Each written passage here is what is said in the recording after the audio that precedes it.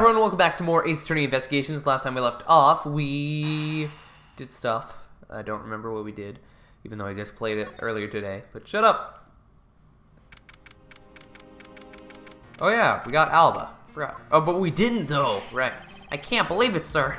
Extraterritoriality. That's a big word, and it's hard to say in a bunch of different voices, so can we please stop saying it? Yes, and there is nothing we can really do about that.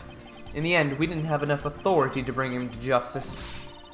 Can't believe that even though we know he's the boss, we can't lay a finger on him. I know. Hey, Mr. Prosecutor, sorry to skip on you, but I've got some business to take care of. We can't even give an evil guy like him a slap on the wrist. Then what the heck were laws created for? What good are they? The law can't help us. Then I'll go as the Ataganasu and take care of this myself. Don't you dare! Mr. Edgeworth. Sorry, that was a bit too harsh. I know how you feel, sir. We're trying to take on an ambassador, after all. And he did tell us earlier to get out of the theater. This is kind of their country, I guess. But I feel like I've been slapped across the face for just doing my job. What am I going to do? Should I retreat for now and formulate a better plan of attack? Come on, everyone, we can't give up yet. Okay. I want you to think about something for a sec. We've never let up for even a second. As long as we don't stop investigating, we might find the rotten treasure hidden here. She's right. Come on, Mr. Edgeworth. You're right, Kay. Very well. Let us reopen the investigation and see what we find. Come on, Kay. Right behind you. Okay, then I'll go check out Babel a bit more, sir. And I have something that I need to investigate further in Alabast. Where are we going? Now then, before I gather any more information, I should do a bit of housekeeping. Ah, passion flower. Oh, thank God, it's finally over. Oh, Ambassador Alba seemed agitated over something. Okay. I wonder why. There are two special circumstances that surround the ambassador. First, the MC itself has extraterritorial rights. If something happens on Albastian soil, we are unable to legally prosecute him. Cool, sounds like embassies are the perfect place to steal whatever you want. And Murder Damash 2 run a smuggling operation and make counterfeit bills, apparently. But I thought all the counterfeiting was done by Mr. Koken and Babel. Yes, he apparently used the embassy's coupon printing press to do it. But it's the same story over there anyway. Babel also has extraterritorial rights, which brings me to my next point, the ambassador's extraterritorial rights. Those rights are effective even in our own country. Really? No matter what happens, he can never be tried in our courts. He retains some very special rights indeed. Basically, no matter what wrongs he may commit, we can't bring him to the trial here. So I guess really we don't stand a chance, do we? We might stand a chance if we can somehow nullify either one of his special rights. Huh, okay.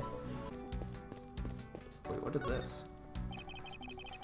This was taken just before the two ambassadors gave their bouquets? Wow, Zach. Bouquets to the Steel Samurai. Wait, is my imagination? Or is there something in this picture that I've seen before? It appears to be a bouquet of Persian cinnamons and roses. Wow, do you know the exact species? I never would have figured you for an expert on flowers. Because of those flowers that old lady sends me every month. Just look at me, I sound like some sort of botanist. So, what exactly is this yellow flower here? That one. I'm not sure. What? You don't know? As far as I can recall, I've never seen a flower like this before. I feel as though I've seen this shape somewhere before. I can be like, oh, wait a minute. Wait, have I seen this somewhere before? Oh, I know. Of course. It is so obvious. Ugh! Babel's national symbol is the butterfly, and Alabast is the flower. It would appear that someone is employing the old hide a tree in a forest trick. What are you mumbling to yourself about? Wait, what? The handle on this knife. Ah! Yes, it's the handle that was supposed to be on the blade that killed Mr. Koken. The weapon that killed him was carried through the Theatrum Neutralis, in the very bouquet Ambassador Alba was carrying. Oh. The flower motif. Looks like one of the flower petals is missing. Ooh, and take a look at the weapon itself. It's missing the exact same petal. And the knife in this photo is most definitely the same as the murder weapon. Ooh.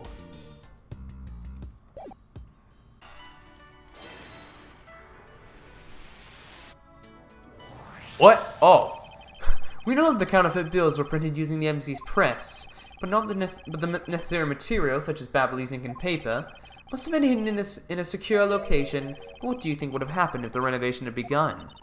Well, they probably had to find a better hiding place or get rid of it all. Right, so we can assume that the renovation was the cause of the plate and bills disposal, and the reason Mr. Koken was killed is the ringleader of the smuggling operation. Based on what we know, who do you think was the one with the most to gain? It's the one person who has been erasing all evidence of the smuggling operation from both embassies, the co-conspirator who is mopping up, Ambassador Alba. Ambassador Alba has a very strong motive to kill Manny Koken.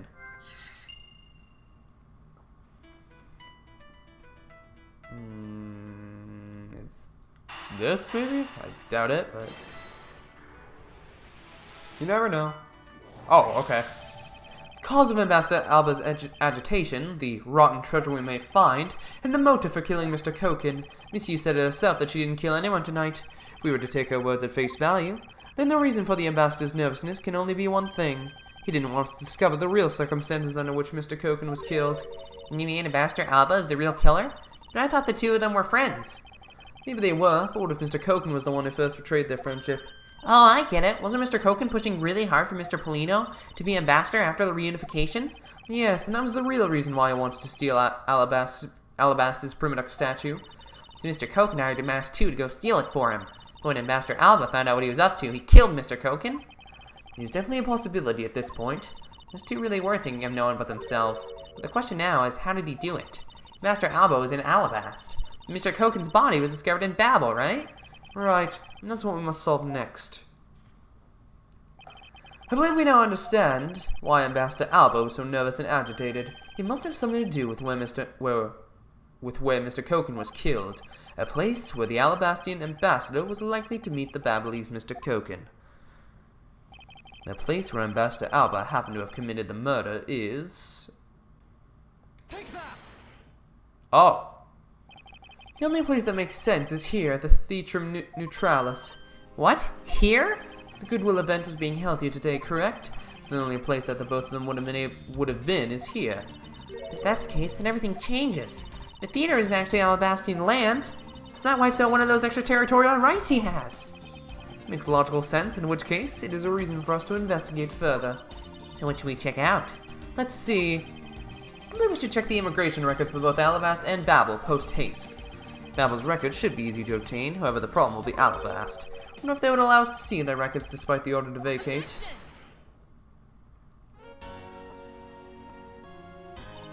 I'm already one step ahead of you, Miles Edgeworth. Franziska. I have here the security footage from both Alabast and Babel. You would do well to take a look at its contents. You move fast. Can we see them? Or... Oh!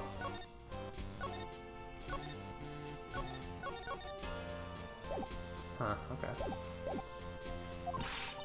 Von Karma strives to be perfect in every way. It's not my nature to keep on retreating like this. I took the liberty of looking over the Babel investigation reports as well.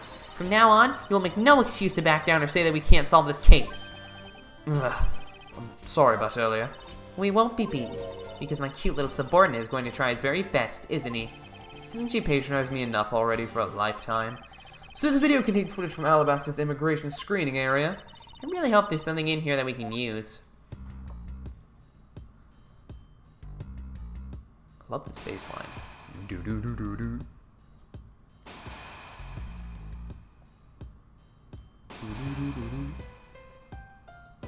Do do do do.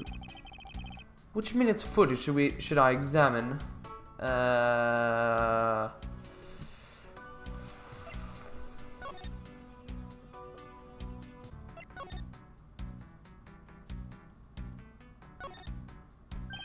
Doesn't something about this lump's shape strike you as odd? Huh? Isn't it supposed to be this shape? No, there's clearly something odd about the bulge. If only we had the push card itself, we can compare and confirm my hunch. Next, let's check the footage from Babel's security camera. I hope it shows something good.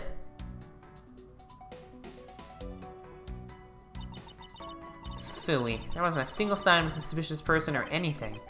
That right there is a contradiction. Huh? Did I miss something? You didn't miss anything. Because there was nothing to miss. However, what is missing is the image of Mr. Koken entering his own country. Wasn't his body found in Babel? It would appear that the true face of our final puzzle has finally revealed itself. Oh wow, that was fast. Investigation complete.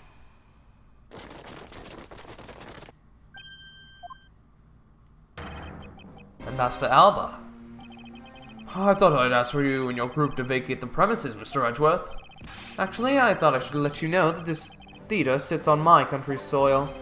You've had your fun, and I've enjoyed our little games. I dare say that you've even achieved a new high score.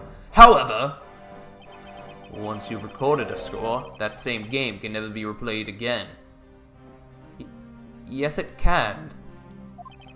Do you understand what I'm saying to you? Your game is done, and it's game over. No. Where do you think you're going at this time of night? After admitting to my crime, I was overcome with regret, so I'm heading to the airport now to return home. I'm afraid I can't let you do that. There are still too many issues we need to discuss with you. You can't stop me, Mr. Edgeworth, and you know it. Oh! Please, may I have a little bit of your time, Ambassador Alba? Ambassador Polino! Even just a teeny bit of time is fine with me, teeny tiny. The already strained relationship between our countries is in a precarious situation, you know? Very well.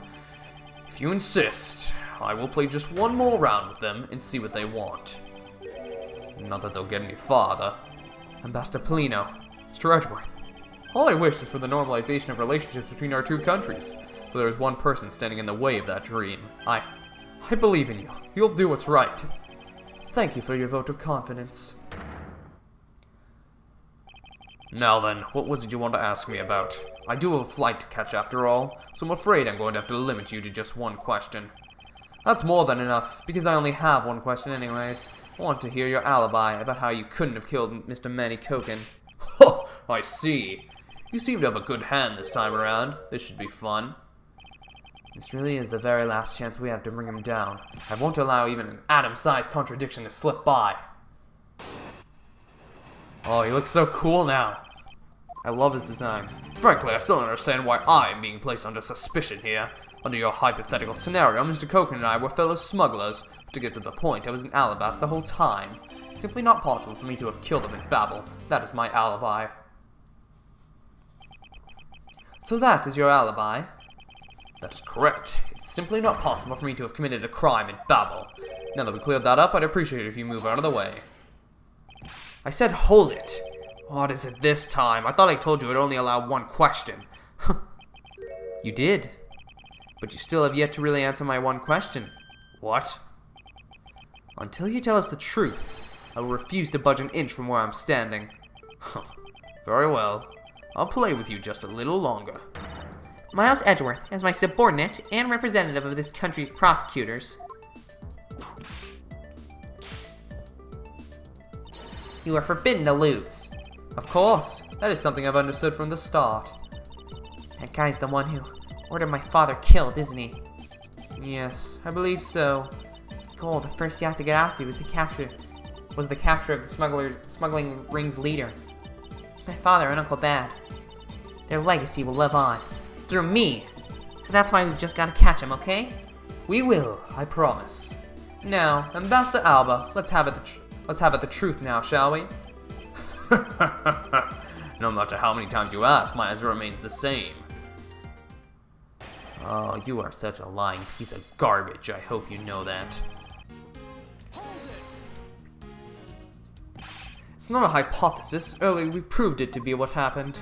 Well, let's leave that to one side for now, because it doesn't change the fact that I have no motive.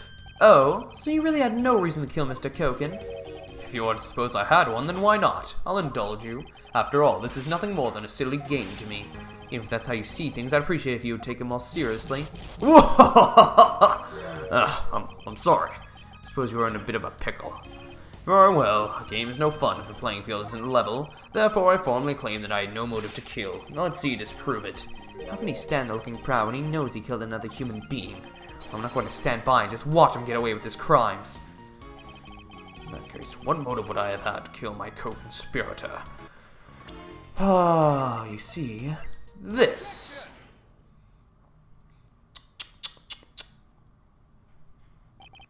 If you want to know, I believe you did have a motive to kill. It's because Mr. Koken had betrayed you. But you had your own reason too. Namely, you want to pin the smuggling all on him. Evil begets evil, and because you were trying to test each other, it turned into this mess. Oh, I don't believe this. You have a bad penchant for telling tall tales, Mr. Prosecutor. And if you're not, then I suppose you have some proof to support your argument. I never use guesswork in moving my cases forward. It has been proven that this note was written by Mr. Koken's hand. Shall we take a look at it? The content of this note is a request calling for the theft of Alabast's primitive statue. Huh. By killing him and pushing all the guilt for the smuggling onto him, you walk away spotless. I believe you understand what I'm driving at. You had more than a few reasons to kill him. Stop. Are you finished with your hypothesizing? Excuse me? Let's suppose I did have a motive. Even so, a motive or a thought alone can't kill.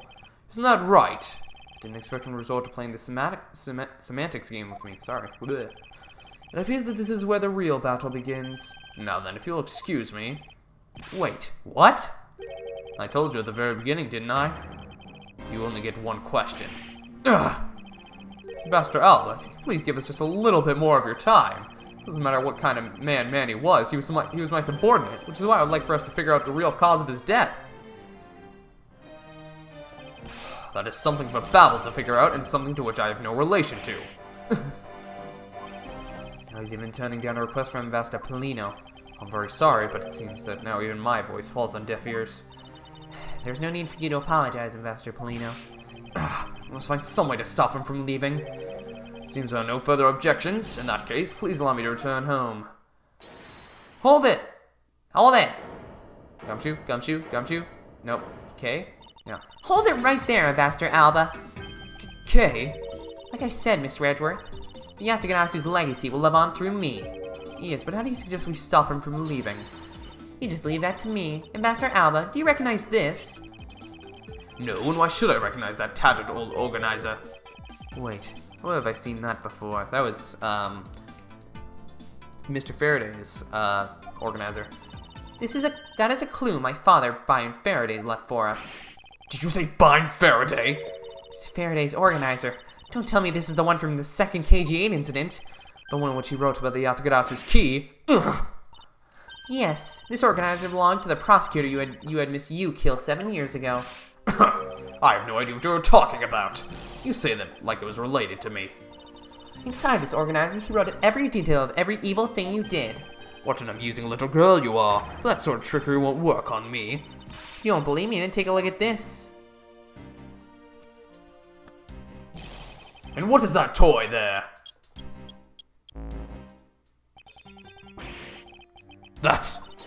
This thievery device was used by the Yataganasu, or rather, by my father.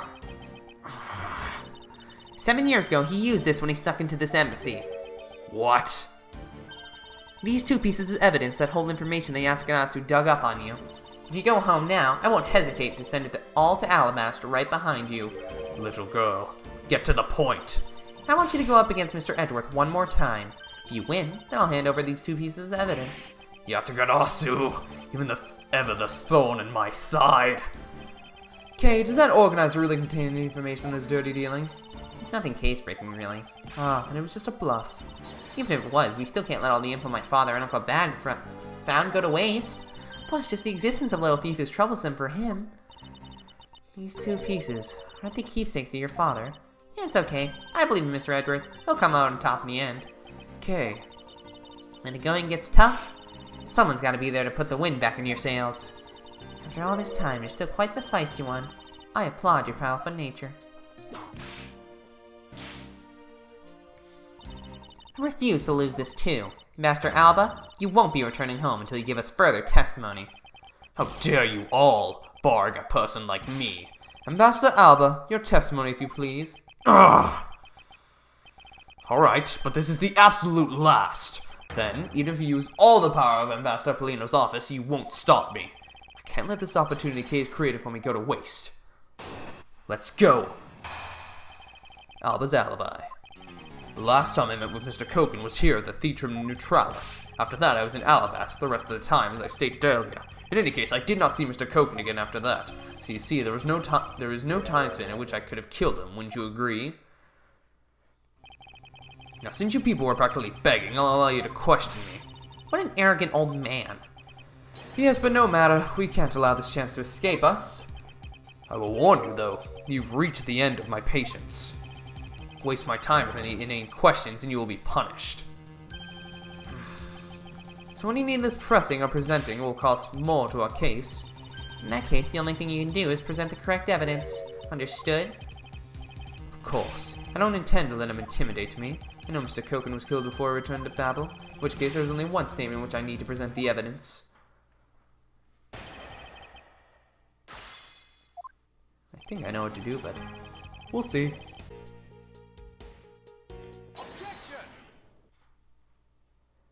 I'd like you to take a look at this picture. It's a rather nice picture, isn't it? It was to commemorate the restoration of relations between our nations. Oh, it's commemorative, all right.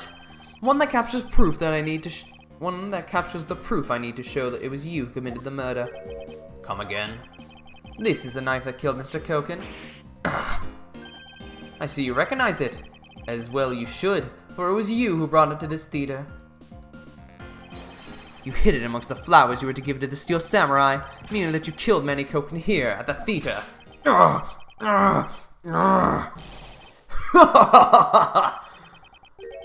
It's time for me to catch my flight. One not through yet. Objection! It's game over for you, Mr. Edgeworth, but I thank you for the entertainment. No matter how passionately you orate, the end result will still be the same. I won't be returning to this country ever again. That's right. This man is an ambassador, and he has extraterritorial rights. No matter how hard we chase after him, we won't be able to have him tried in court. Yes, that's exactly the face you should be making. The face of a worthless cur. Now then, ladies and gentlemen, I must bid you farewell. The courts. Is there no one who can lay a finger on this man? Is this really the end? Lang! Yo! Agent Lang! Sorry to keep you waiting, Mr. Prosecutor.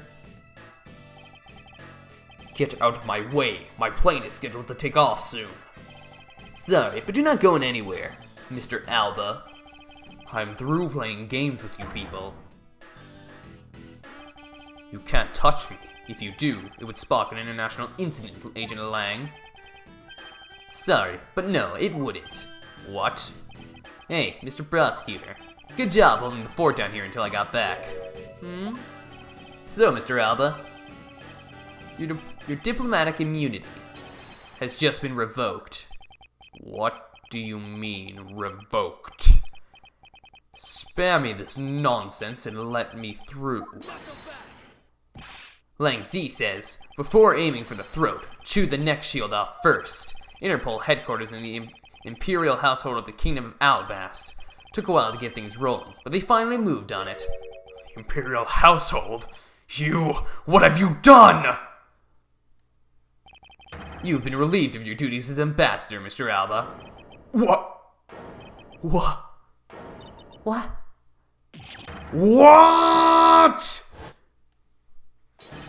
Effective today, effective right now.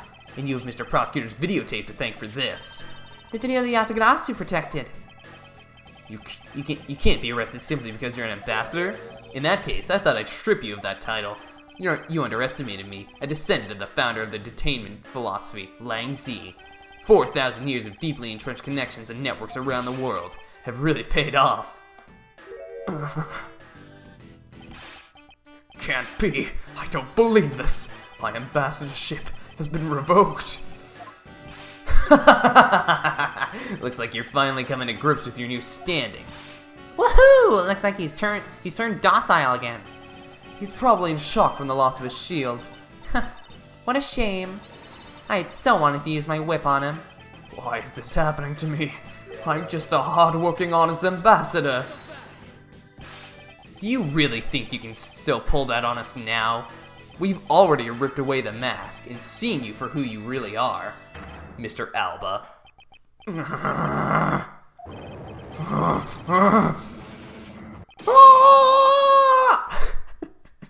Just love how he just screams. No, I won't be stopped now. He still intends to fight us. So what if I am no longer an ambassador? You still don't have any evidence on me. The fact remains that you cannot arrest me. And expecting no less from you, the boss of the smuggling ring. Well, the rest is up to you, Mr. Prosecutor. Understood.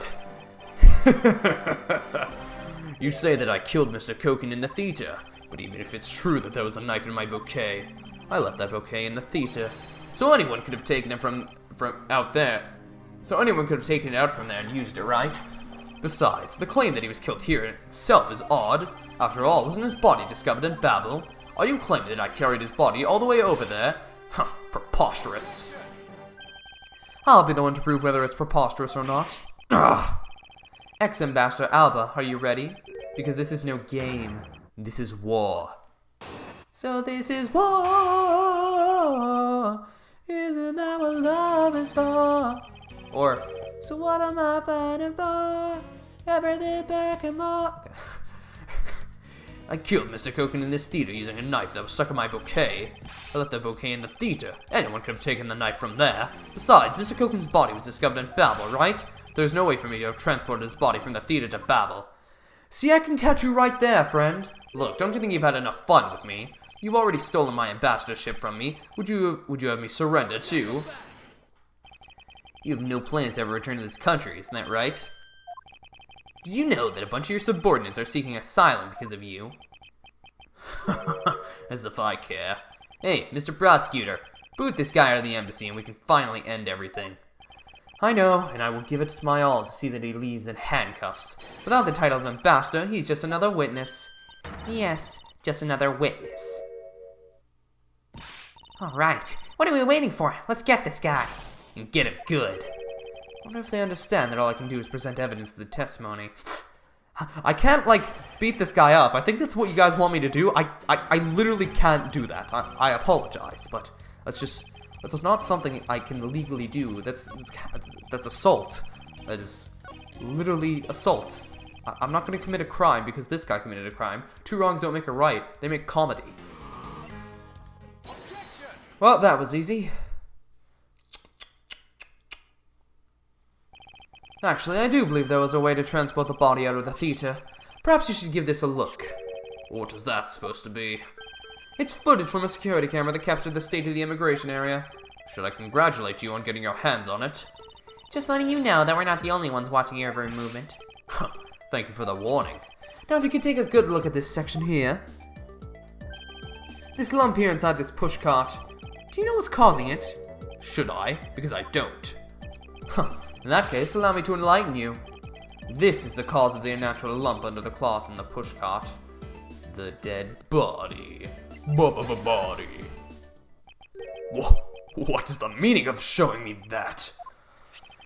It's easy to say the unnatural bulge in the pushcart is Mr. Koken's body. You had the steel samurai reel his body away from the crime scene. I switched my... What a guess. But I wonder if you have any evidence to support it. I admit that for now it is but a hypothesis, however... If you can't prove it, then I'm afraid I must be on my way. I don't have any more time to play with you people. Gumshoe! Yes! Sorry it took so long, Mr. Edgeworth, sir. Gummy? Detective Gumshoe, is that the Steel Samurai's pushcart? Yes, sir. I found it in the open-air stage area. So that's where you went. Detective spirit that Pops left me with. I thought I'd follow my gut and go with it, sir. So, Mr. Edgeworth, is this worth anything to the case? Yes. It just might play a major role in solving this case, Detective. But something isn't right. I thought the entire samurai family was in Alabast. Where exactly is the open-air stage area? Where exactly in the open-air stage area did you find this pushcart? I found it just lying there at the edge of the stage, sir. Oh? Well, let's leave that for now and examine the inside, Detective. Yes, sir.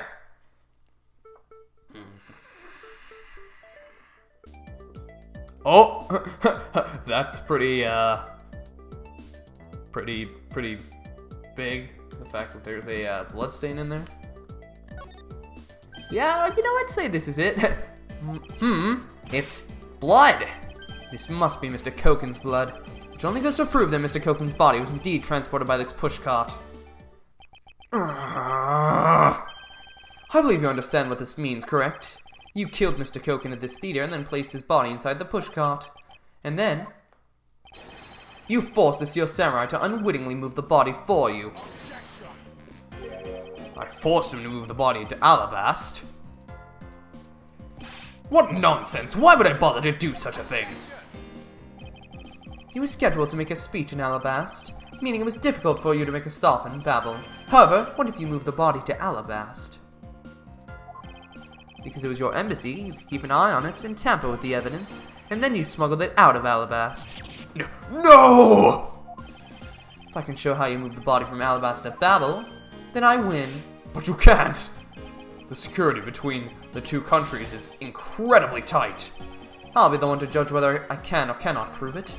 And so I ask you to provide us with testimony regarding your movements after your return to Alabast. Miles Edgeworth, have you figured it out? Do you know how the body was moved? To be honest, I have nothing to support my hypothesis at this time. However, I don't believe I've made a mistake in my logic up to this point. Which means there is no question that can't be answered, right? The primitive statue was smuggled successfully through a brief flight through the air. So why shouldn't there be an answer as to how the body was moved? Which means that there must be a logic flaw somewhere I can exploit.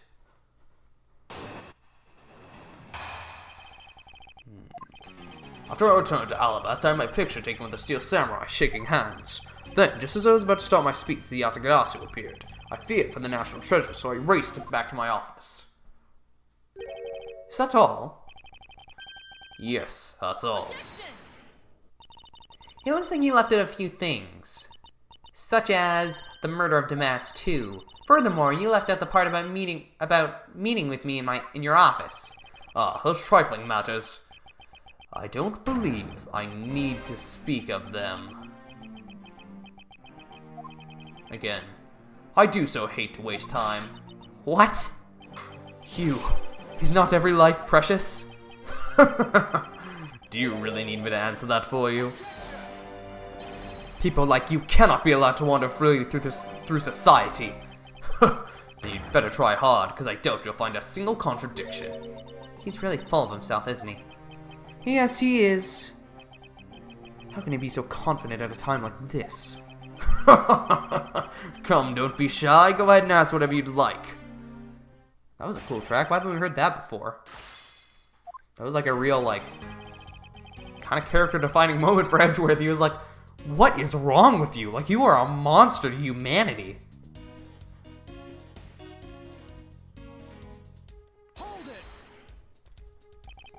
So why was it only with the Steel Samurai? I thought the Pink Princess was also around. The Pink Princess was suffering from a bad hip at the time, and the doctors recommended that she rest.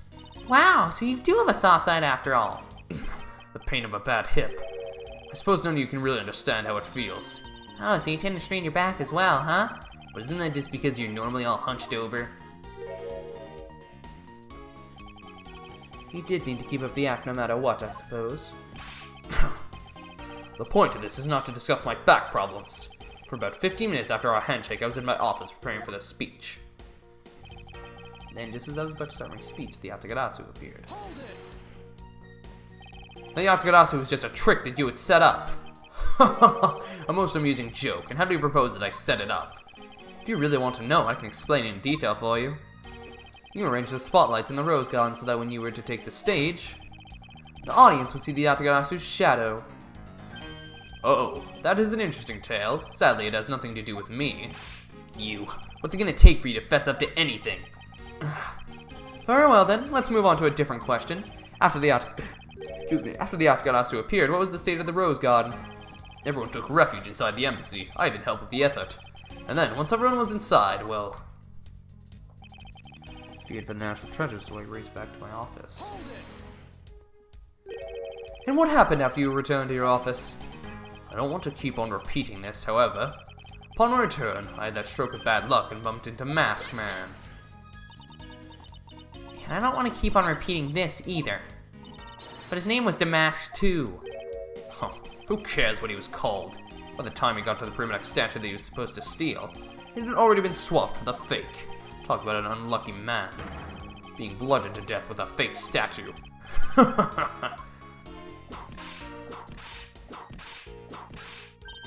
This one Carmen's really letting her whip fly now. Eek! I think the scary part is her silence while she's doing it. She must be at the limit of her patience as well. Physical attacks are meaningless here. Only evidence will suffice. I can't find a single flaw in his argument. At this rate, he won't be able to prove that he's actually guilty of anything. I finished here. Miles Edgeworth, can you not come up with how the body was moved to Babel? Sir. Mr. Edgeworth. Even after proving so much, is he going to get away with it? Is this the end? What would a right do?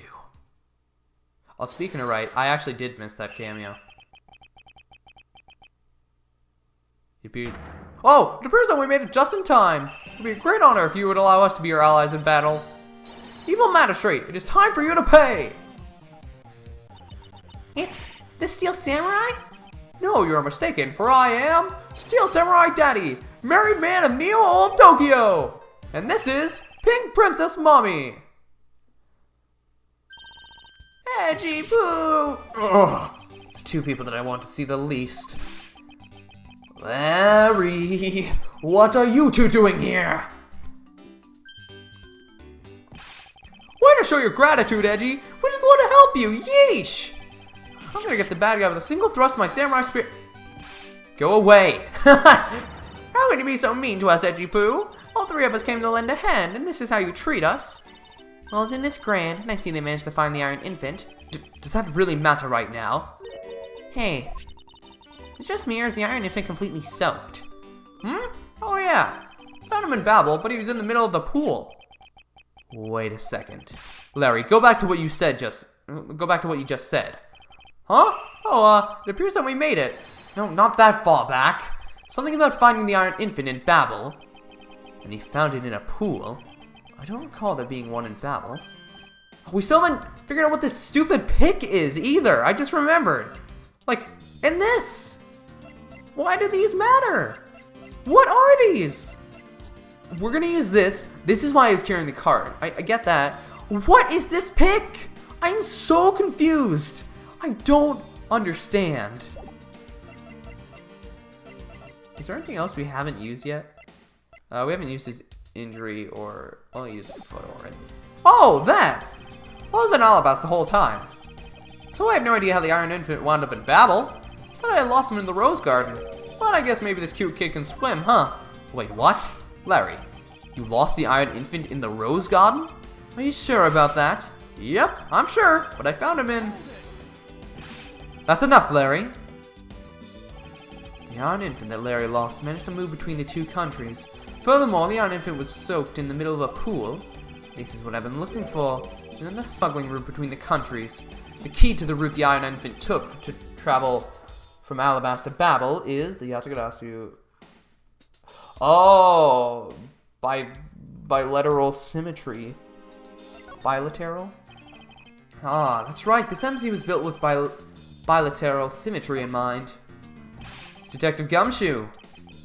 Yes, sir? There's a location I wish for you to examine post-haste. This is where I believe the route used to smuggle Mr. Koken's body lies. Does something like that really exist, sir? An embassy built on a bilateral system, meaning that this is where we need to examine. So, right on the other side of the water. Otherwise, why would they highlight that, you know? Right there. Yes, sir. I'll be back before you know it. It's too late. It doesn't matter now what you do. It's all a waste of time. You will stay here with us and wait. Oh, it's Wright. Hello, Wright. Yes? No. This is Edgeworth. Mr. Edgeworth, it's here, sir. There's a reservoir here, just like in the Rose Garden. Just as I suspected. What is it? The two sides of this embassy are mirror images of each other, which means that there is also a pool at the corresponding location on the Babylese side.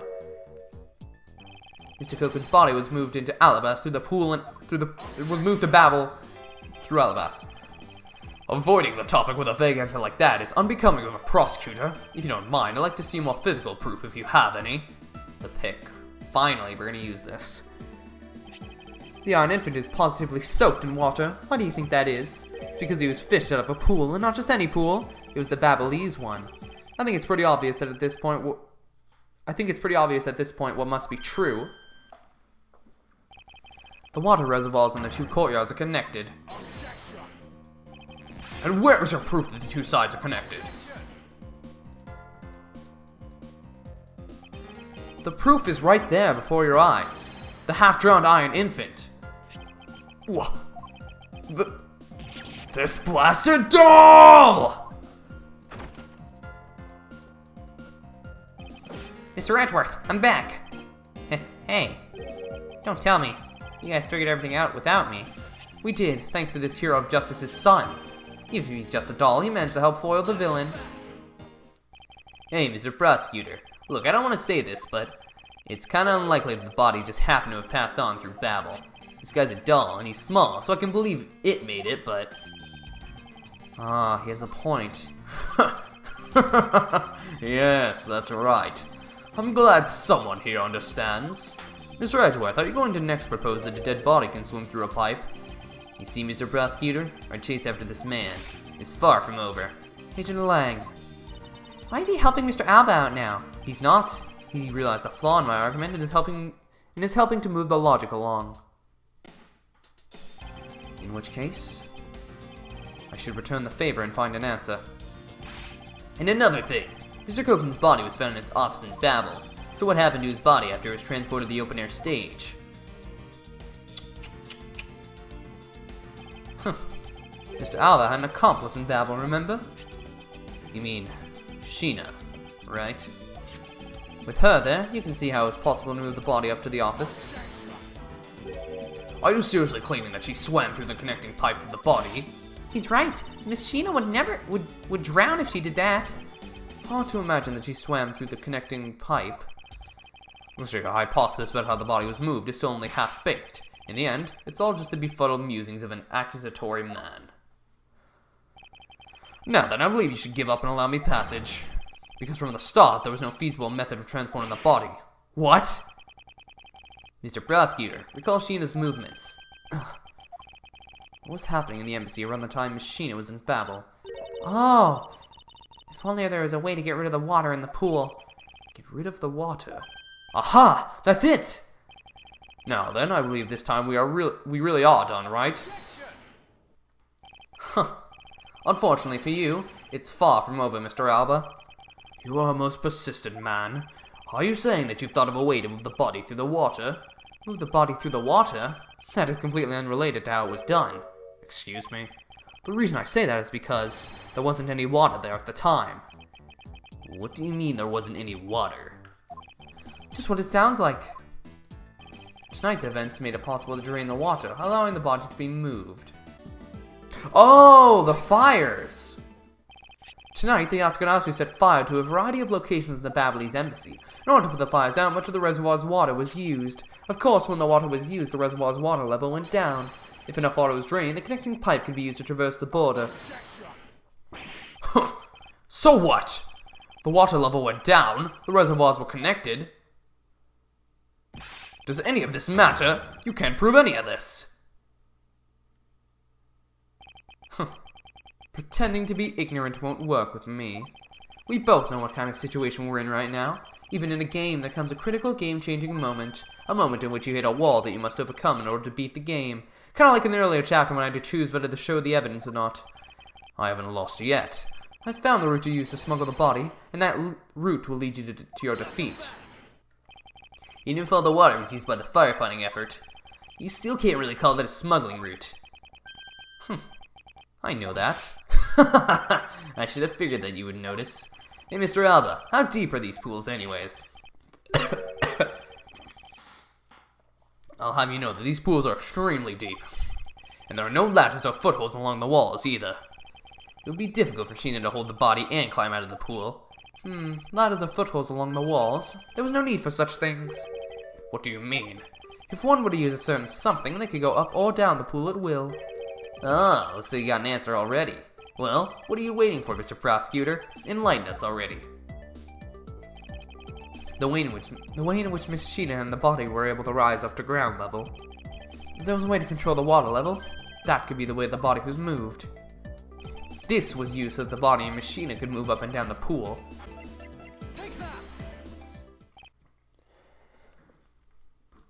Mr. Alba used the fountain sprouts in a manner of speaking. He used the fountain sprouts? How so? The water level in the pools can be controlled by opening and closing the sprouts. Miss Sheena and the body were lifted upward by the buoyancy in water. The fire on the Battlelee side and the firefighting effort. These were set in motion all for the sake of smuggling Mr. Copen's body. Shall I show you where the final destination of my train of logic leads? First, Mr. Alba closed the fountain sprouts in advance in preparation of things to come. Then he took the pushcart that was brought to the Rose Garden and pushed it along with the Iron Infinite Mr. Copen's body into the pool. At this time, Miss Sheena was busy conveniently starting the first fire in Babel. Then she made for the open-air stage's pool to wait for the firefighting effort to begin. When the firefighters used the water in that pool, the water level went down. And by the time the fire was put out, the pipe between the two pools was exposed. This is when she pushed the pushcart from Alabast into Babel. Once that was accomplished, Mr. Alba simply opened the fountain sprouts once more.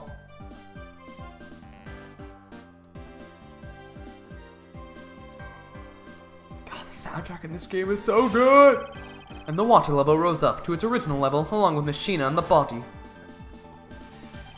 After that, Miss Sheena used the pushcart to carry the body up to the Secretariat's office.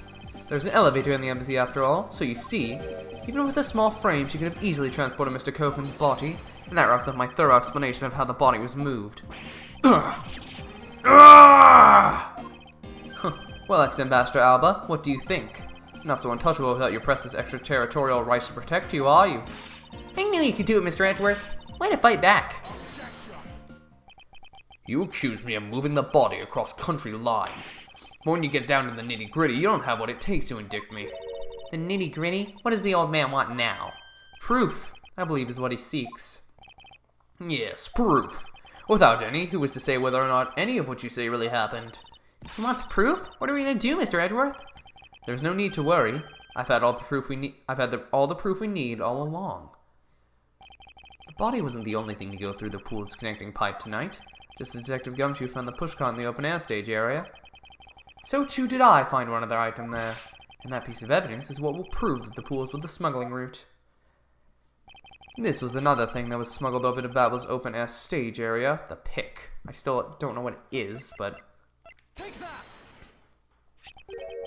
And what exactly is this? Huh. You have no idea, do you? This little piece that I found on the Babbly side will be your undoing.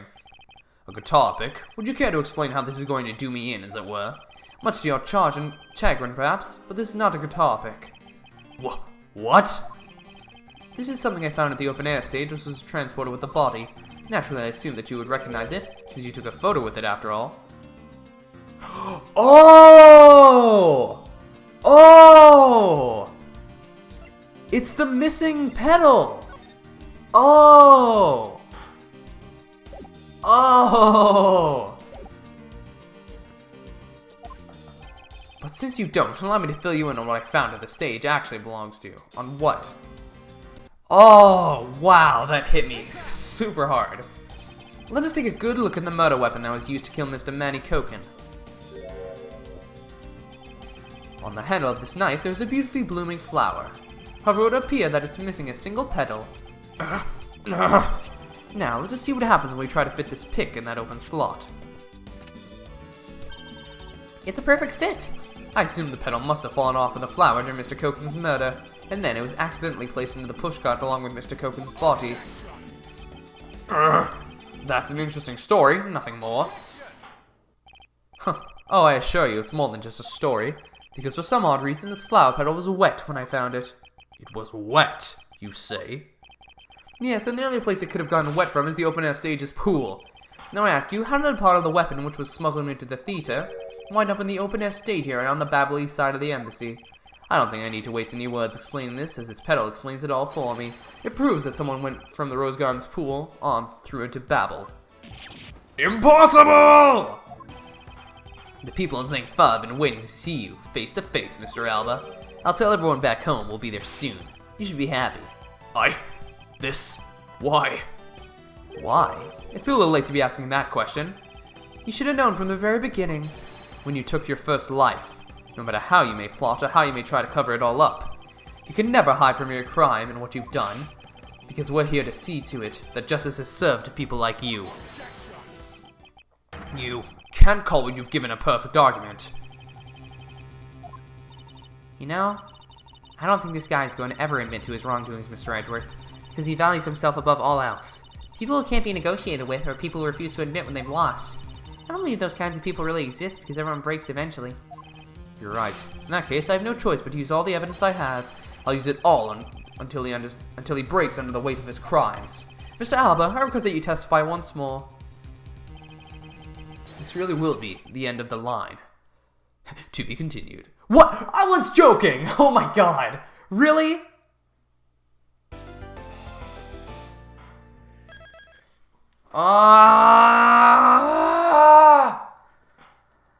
Hold on. I'm gonna check how much longer this next one is, because, I mean, come on! You can't end it there! But I also really need a break from speaking, because my voice hurts.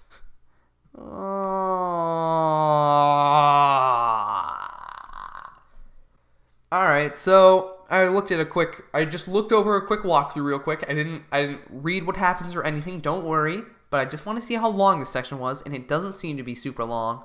So I don't want a 30-minute finale next time, so we'll make this video a bit longer for that sake. Mr. Alba, I request that you testify once more. As if there was anything else for me to testify about. I still have yet to fully prove that it was Mr. Alba who murdered Mr. Koken. Well, I would like to hear about your movements before the murder occurred. I wonder if you could tell us about what you did here at the Theatrum Neutralis. Very well. I suppose I could tell you about that. Because all I did was watch the Steel Samurai stage show. Elaborating on even that alone is good enough for me. The only way for me to place this man under arrest is to pinpoint the exact location of where the murder took place. For that is the key to this investigation. Let's go. I watched from the last row. The stage was well lit, but it was dark out in the audience. I swear I was there in the audience, but it's hard to prove that, I suppose. I do remember the contents of the show very well, though. Is that proof enough for you? Those moving scenes were seared into this old man's heart. I'll never forget them. So you were in the theater proper, watching the Steel Samurai stage show, were you? Of course I was. I have a great fondness for the Steel Samurai. Yeah, I was pretty cool up there, wasn't I? You're not the one who was cool, it's the Steel Samurai who was cool. Yeah, the Steel Samurai special finishing move today was really something, huh? Hey, Edgy! Who is she? Who is this super cute girl? She's been standing in this whole time and only now he notices her? Her name is Kay Faraday, and she's helping me in my investigation. Sorry, I didn't get to introduce myself earlier, but better late than never. Yeah, it's okay, I'm Larry Butts! Silence in the peanut gallery. This is no time for those trivialities at a time like this. Mr. Prosecutor, this is the final battle. You got that? I know. This is the end.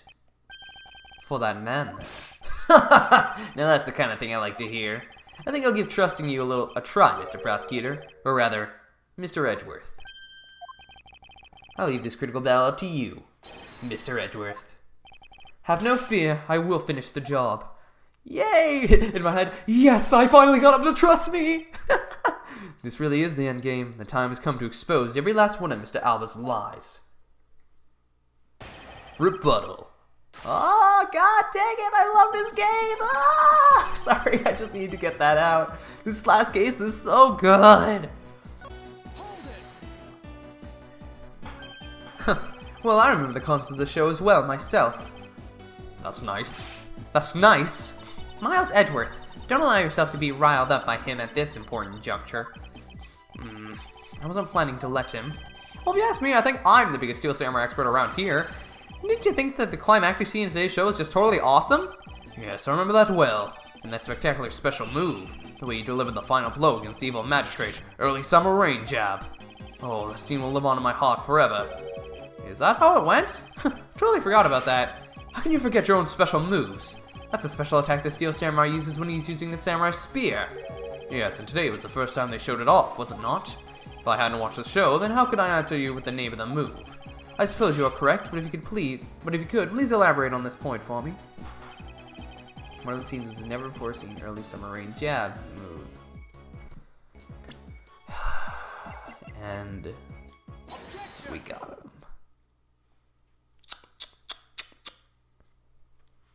The special move today was the early summer rain jab. Set your final answer. You little irritating gnat. Do you think you can trip me up by asking the same question over and over? That was not my intention. Your testimony is more than sufficient. However, I believe it would be wise for you to take a look at this. The Samurai Spear, and what about it? This spear actually never made it on stage today. Excuse me? Unfortunately for you, tonight's Steel Samurai happened to be a goof of a young man with abundance of useless hot-bloodedness. Having said that, said useless man bent the spear during his rehearsal this evening. Kay, do you remember what the Steel Samurai special move was tonight? It was the Steel Samurai Sushi Slash! Correct. Because he couldn't use the spear, a last-minute change was made. Had you really been watching the show, you would have known the move that was used. Kirkus Alba, you didn't watch even a single minute of the Steel Samurai stage show tonight, did you?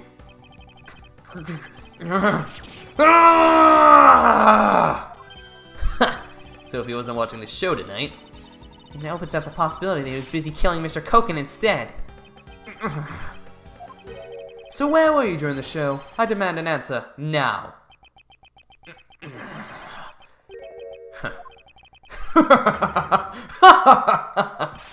Just what is so funny? You're so sloppy. And so are your conclusions. I still insist that I watch the show, or most of it in any case. What do you mean by most of it? You see, during the show, I left my seat for a spell to visit the bathroom. I assumed that was when the dramatic scene was played out on stage.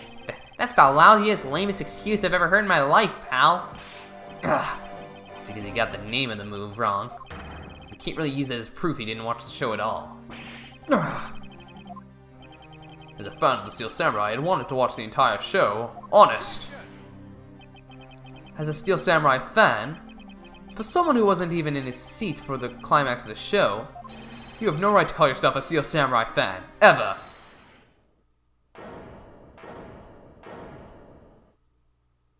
Who now? Larry? Who was that just now? Yeah, okay, that's all. It would be I, young lady! Larry, what are you doing interrupting me like that? Edgy! Just hold on a second, I beg.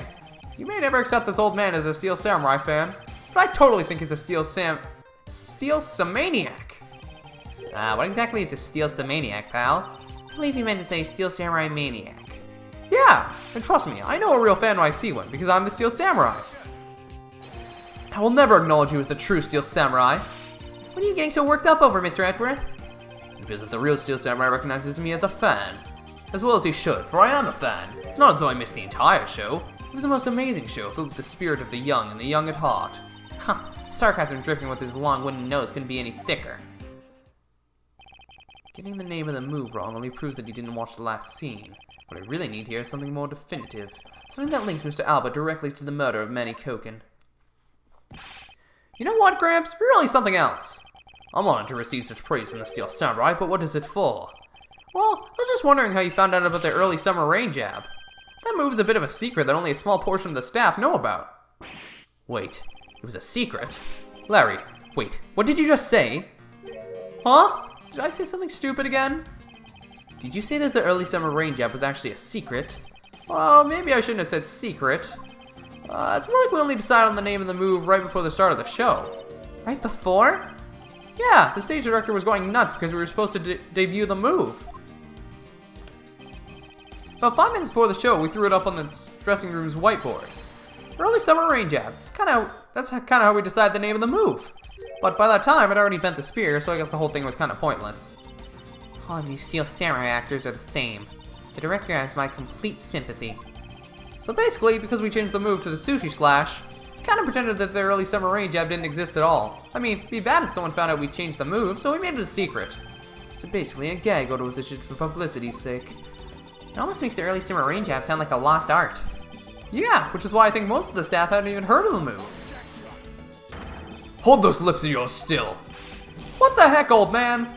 I've done nothing but listen, and from what I can tell, it's all very unrelated to the case. It's also very tedious and a pointless exercise and wasting time, much like a kid's show. Mr. Alba, I believe the one who should be quiet now is you. How dare you? I suspect that you already noticed exactly what the very severe implications are in this man's testimony. Ha! So now you're trying to bully me, huh? There are no implications to be read into a behind-the-scenes story of a kid's show. Don't even think about trying to slither your way out of this, Kirkus Alba. You were the one who said it yourself that the name of the move was Early Summer Rain Jab, but that name was only decided upon right before the show was about to start. So, just what are you driving at? That the name of the move you told us was never used in the show or said aloud. Now then, would you care to tell us about how you found out the name of that move? Because I can only think of one way you could have known. Kirkus Alba, this is the only way you could have known the name of this special move. You saw it. You asked about it. You saw it. Yeah. You knew the name because you saw it. You saw it in the dressing room's whiteboard. Ugh. The staff members who knew were keeping it a secret. So you couldn't have simply gone up to a staff member and asked. Which means that the only other option left is that you saw it on the whiteboard. So that means that Mr. Alba was in the waiting room at some point, right? Well, what's the big deal, sir? I don't see what that means. There was another piece of evidence that has a great deal to do with the dressing room, so we can't afford to let this slide. This is related to both the dressing room and Mr. Koken's murder. Oh, the pushcart. Sorry, I don't know why I didn't connect that. The pushcart that was used to move the body was right there in the dressing room.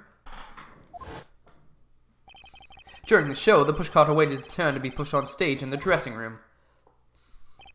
And it was finally pushed there, along with the Iron Infant in the last scene of the show.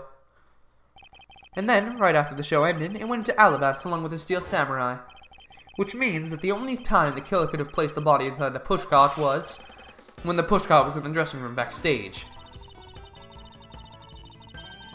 So basically, the killer has to be someone who visited the dressing room during the show. Precisely. Oh, but wait, what if, and this is just a what if the murder didn't take place in the dressing room? What do you mean, Kay? I have to admit she brings up a valid possibility.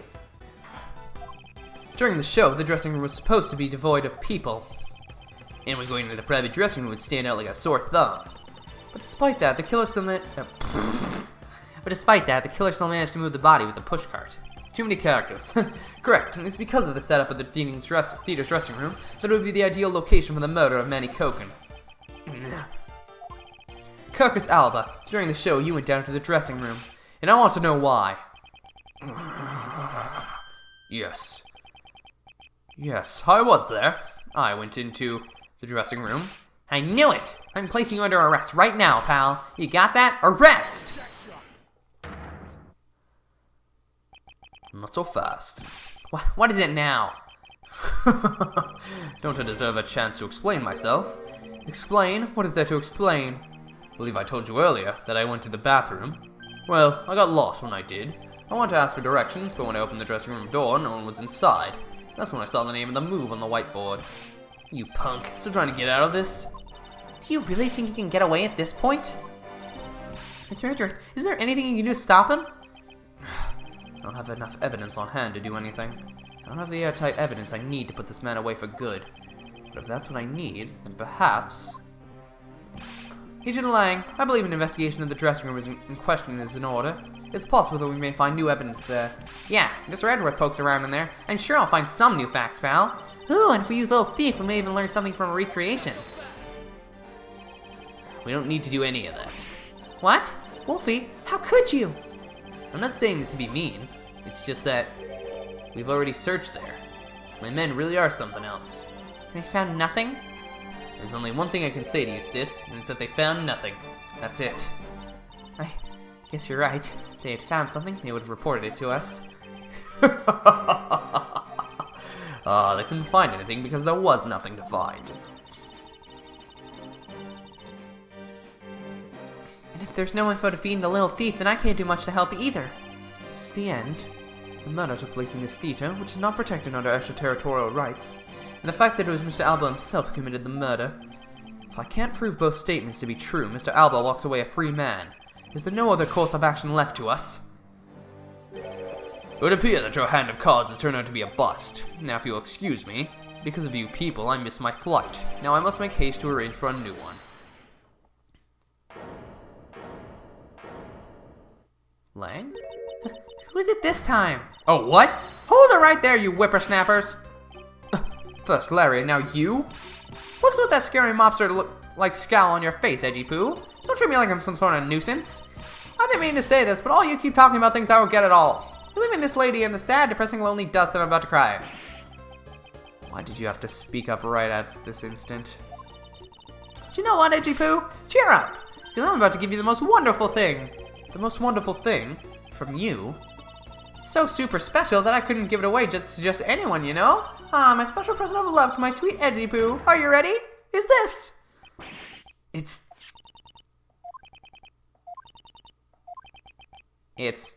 a box of those samurai dogs, right? Yeah, so Edgy Poo, here, go on and eat one and you'll feel right as rain.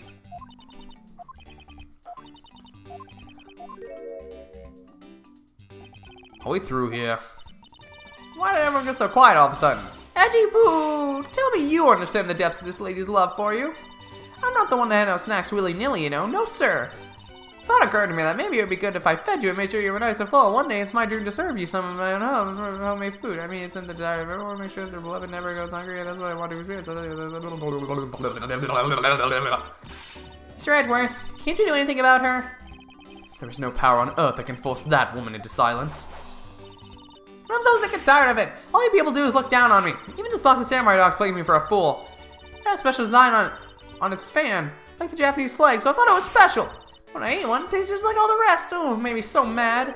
Wait, a special box with a Hinamaru-like flag on it? Fan on it? I've never heard of such a piece of merchandise existing before. However, there it is. The red rising sun on this fan filled in. Is it possible? Could it be? After the show, the samurai dogs were piled up on the dressing room floor. Is that blood? Oh my god. However, there is no such thing as a rising sun dog. This contradiction of facts between something that should not exist and yet does. The rays from this rising sun may just be what we need to point us in the right direction. Present? Studio bigwigs basically told us to play delivery boys. We were supposed to hand the dogs off to the MC people and tell them hi. I had to pile them all into the pushcart just to move them all. I believe you understand what this means, correct? You killed Mr. Coconut this year and then placed his body inside the pushcart. And then, you forced the Seal Samurai to unwittingly move the body for you. It's time to piece the final pieces of this logic puzzle together, no matter how fragile or small the connections may be. Once we found them all, the way to the truth will be revealed. I'm always wondering, is he saying that out loud when the black background's on, or is that in his head? Because I feel like that has to be in his head.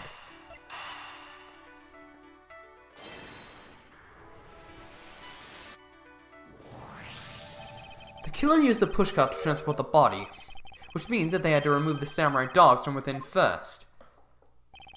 Therefore, the samurai dogs that were piled up on the dressing room floor were most likely taken out of the pushcart by the killer. I don't need to save. I don't know why I was trying to go for that. Connect! Come on! And this is it. That which should not exist. This box of samurai dogs with Hinamaru on it. If this red rising sun was filled in when the killer was busy removing dogs from the pushcart, then it's proof that the murder took place in the dressing room. As long as this red substance turns out to be what I believe it to be. Wendy Oldbag, I thank you. What you have given to me is truly something very special. Edgy Poo! Mr. Edgeworth, are you sure you're feeling okay, sir? Mr. Alba, as I suspected, you killed Mr. Coconut in the dressing room. How many times must I listen to you repeat yourself? Haven't you figured it out yet? Your words are meaningless, worthless, and powerless. The only way I'm going to continue to cooperate is with some definitive evidence. That arrogance, that self-confidence. You believe that you've erased every piece of evidence that could incriminate you. However, there remains one piece here, and it is what will put you away for good. Ha! You're bluffing! Oh, hey, Mr. Prosecutor. Sounds like you finally found them. Oh, why is he calling me Mr. Prosecutor again? I thought we were on first name basis now, or I guess last name basis. You finally found the fangs we need to go after this guy's jugular. So tell us, what about that box of samurai dogs is going to put the old man away? The trace evidence that will bring him down? Why, it's here, of course. This box of samurai dogs with a rising sun fan on it. This should never have existed. So I want you all to take a good look at this red spot. This singular drop of blood. Huh? What? Blood, you say? Agent Lang, I'd like this blood analyzed post-haste. I've got to admit, I'm a bit surprised. Can't believe we found blood in a place like this. Hey you, get this down to the lab, pronto. But why was there blood on the box to begin with? If we think about the flow of the crime, I think the reason will become obvious. Larry, you said that you transported the samurai dogs with a pushcart, correct? Oh, yeah, you have a great memory, Edgy. That pushcart was a bit too big for my son, you know what I mean? So to make sure everyone could see him, I had to pile some stuff in. I figured the samurai dogs were there, so I used them to fill up the cart. And if what Larry says is true, then what were the boxes doing on the floor? Ah, I see.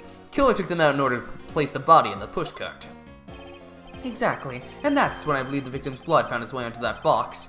When my men investigated that room, and a single box of samurai dogs was in there. These embassy staff members already confiscated them. Yes, no doubt to hide the evidence of the murder. It's a good thing Miss Oldbag managed to steal that one box before they got to them, huh? Looks like Miss Oldbag also managed to put this great thief to shame.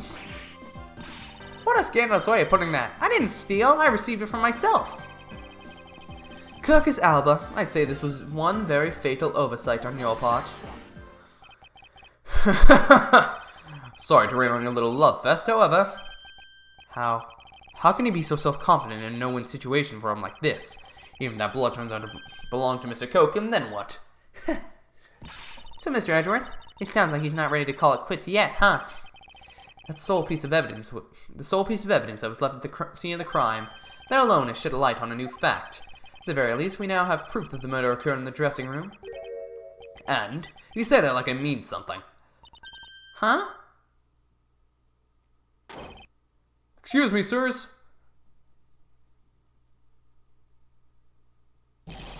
Report! What were the results of the analysis? Sir, the analysis came back and confirmed that the red substance is blood. I knew it, but this Kirkus Alba... Mr. Edgeworth, I wonder if you might humor my question. Your question? The one from before, or have you forgotten? Even if that is Mr. Coken's blood, what difference would it make? Like we already told you, it proves that the crime scene was that dressing room. But it doesn't prove that I am your killer, does it? That's... He has a very good point. The blood on that box doesn't prove that Mr. Alba is the killer. Then, it's evidence. It's meaningless. That can't be. We were so close, sir. I want to smack that smug look off his face. Come on, there's gotta be something we can do. We finally found a solid piece of evidence. There must be something I can expose with it. I can't think of a single thing.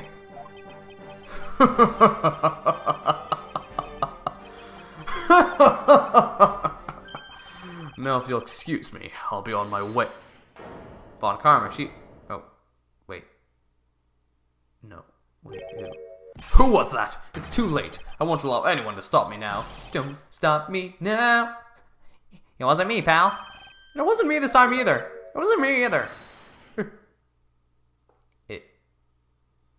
Is it Polino? It was me!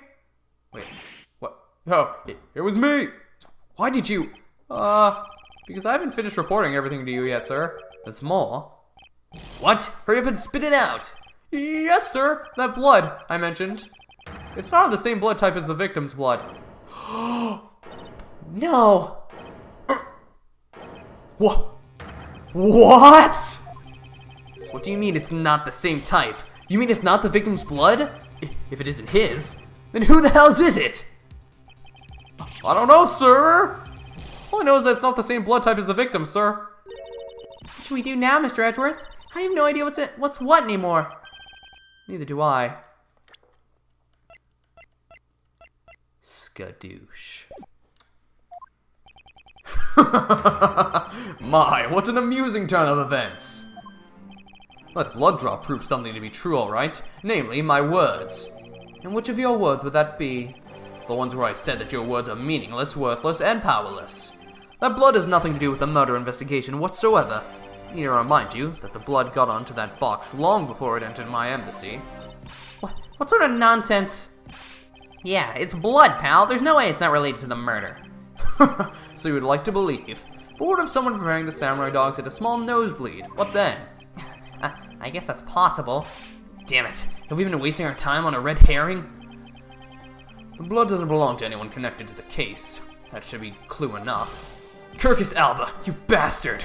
Wow, that's probably the worst they've gone in this game. Silence! Don't you ever address me with such a filthy word again. I've wasted enough time here with you, and you have your answers. Now let me through. Alba, doesn't matter where you run off to. You'll never escape me.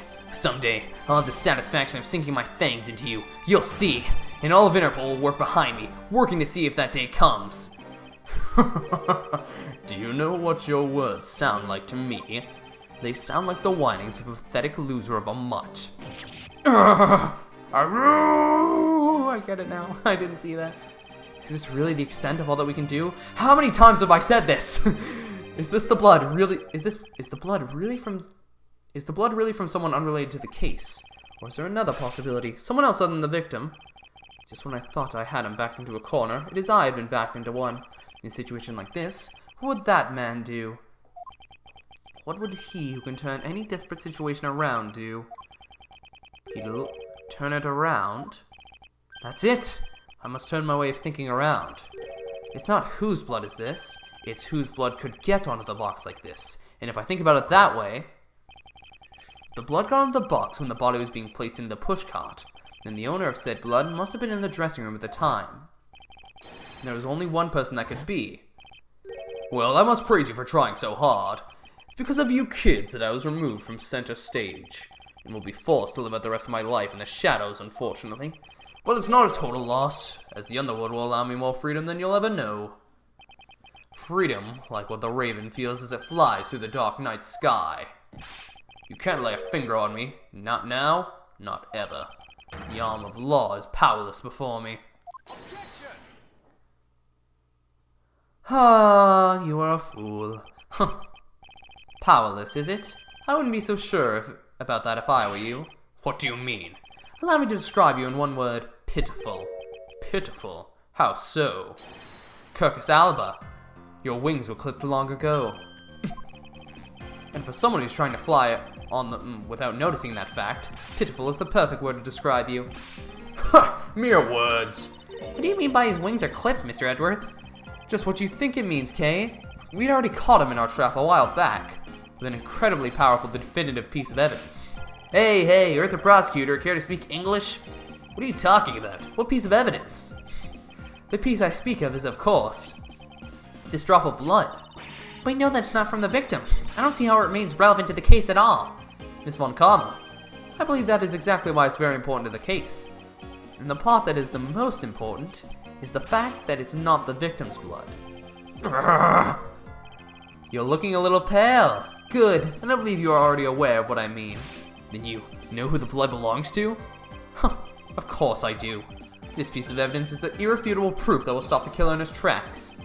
The blood that soiled this box of samurai dogs belongs to this person.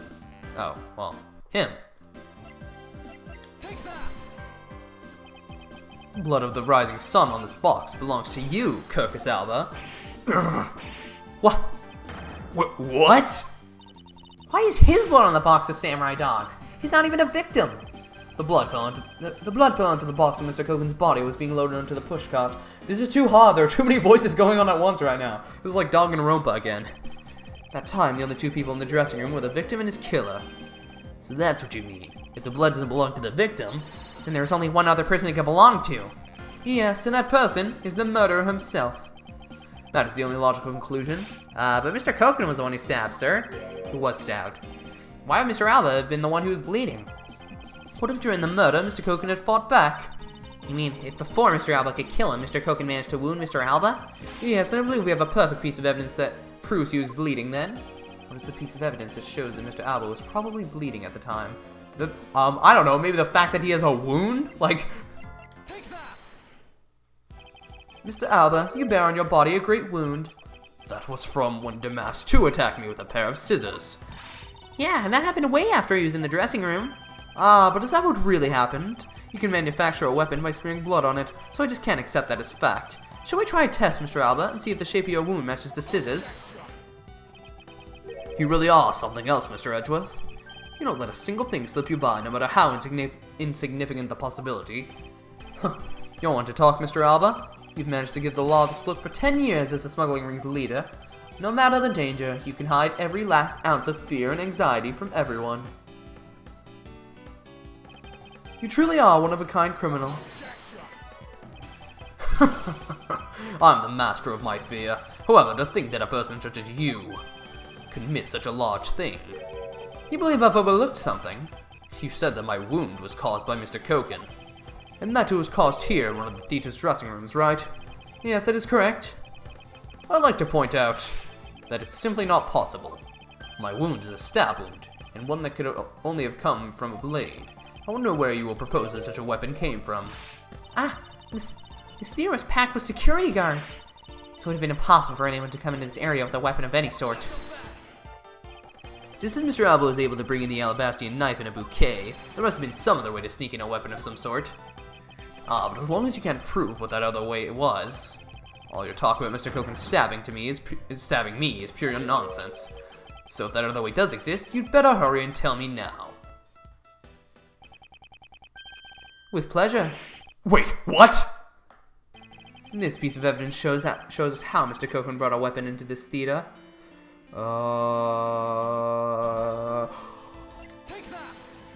Yes! Among law enforcement, this piece is known as the Yatagadasu's key. That key! That's the key that my father stole from here 7 years ago. It is very unique, and that it is both a key and a knife, meaning that under the guise of a key, it could have easily been brought into the theater. You couldn't dispose of the knife that stabbed you. Therefore, you wiped off the blood and placed it back in Mr. Koken's pocket. After all, the key itself opens the safe in his office. And inside that safe, there was a document in Mokadopian paper signed by Mr. Koken in order to make it look like Mr. Koken died as the leader of the smuggling ring. You had to make it so that the police were the ones who opened that office safe. All that hard work to save yourself only served to destroy you in the end. Shall we try matching this knife's blade with your wound, Mr. Kokus Alba? Oh, we finally did it, guys.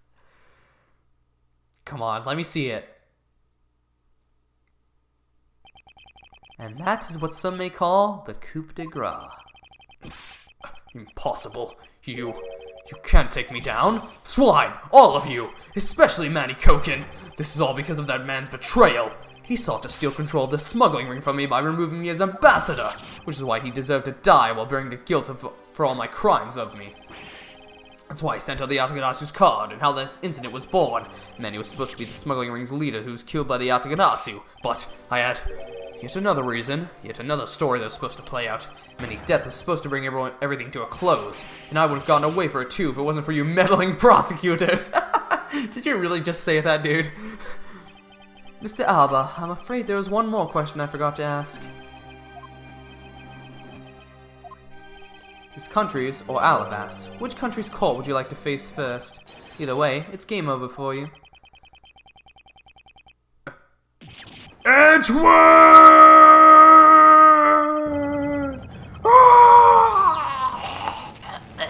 He just like disappears.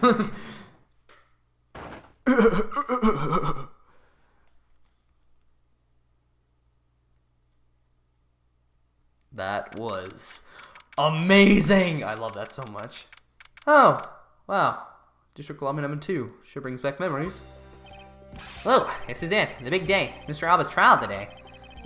Next week he's scheduled to stand trial in his own country of Alabast. Franziska is heading that one. I suspect she'll be serving a full course of whiplashes at it. Having to face Miss Von Karma in court right after facing you, sir. I don't even want to think about what that would be like. I caught a glimpse of Mr. Alba as he was being escorted into the courthouse. And boy, he looked about as glum as I do the day before I get my monthly paycheck. You know, I've been thinking. That flight attendant, even Mr. Portsman, were all Mr. Alibi's secret agents. Correct. That smuggling ring was a common thread between all of the incidents.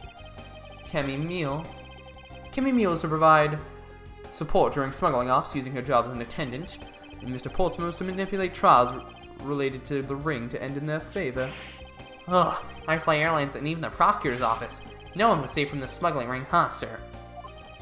I suspect there are even more members of the ring spread throughout the world. Yeah, it sounds like such a big op that I can't even begin to imagine what it's like. What is it, detective? Ah, nothing. It's just, well, come to think of it, Mr. Ernest Amano's trial is also scheduled for later today, sir. I'm aware of that. Mr. Amano had been working with the smuggling ring now for over 10 years. He used the Amano Group's various connections worldwide to assist the ring. But all of that has come to an end as his conglomerate is now undergoing harsh scrutiny. I owe Mr. Amano a debt of gratitude, but he must pay his debt to society. Well, with the arrest of both Mr. Alba and Mr. Amano, I guess that about wraps up the KG8 incident as well, huh? I suppose so. The real killer in the KG8 incident 10 years ago was Manny Kogan. And 7 years ago, the killer in the second KG incident was Mackerel. Those two facts are the unshakable truth. However, it seems that a lot of effort was put into hiding these and other truths from us, and I will expose it all at trials today. You're solving cases left and right today, aren't you, sir? CCU and Dead Man. Perhaps now, these two brave souls who tried to make the truth known can rest in peace. By the way, I received some gifts from Ambassador Paulino. Shrimp, crab, beef. I don't need any of these, so I'm giving them to you. What? Seriously, sir? Wait, actually, I don't think I want them anymore. The way you're holding them. Don't tell me they're just coupons, sir. Detective Gumshoe, have you not read the paper recently? Ever since the two countries became Cadopia again, its economy has changed. Really? It seems that Ambassador Paulino has reaped a few benefits of his own from it. He's been announced as the official ambassador of the newly reunified Cadopia. But what a pity. Even though every item he sent is a treasure, you don't seem all that interested. Well, if you don't want them, I can give them to my loveliest. Is she doing an impression of me? I can give them to my lovely assistant Kay. Wait, that's not what I said. So, oh, she was doing an impression of Gumshoe. So, Mr. Edgeworth, please let me have them, sir. Actually, come to think of it, where's Kay? How come she's still not here? Hey, you gotta be more alert than that. Ah! I can't believe you didn't notice. I was even mimicking Mr. Edgeworth's voice for a bit. I totally didn't notice you, or realize that voice was you. Like Z says, ferocious love blooms with each new spring. Agent Lang, a pleasant surprise to see you here.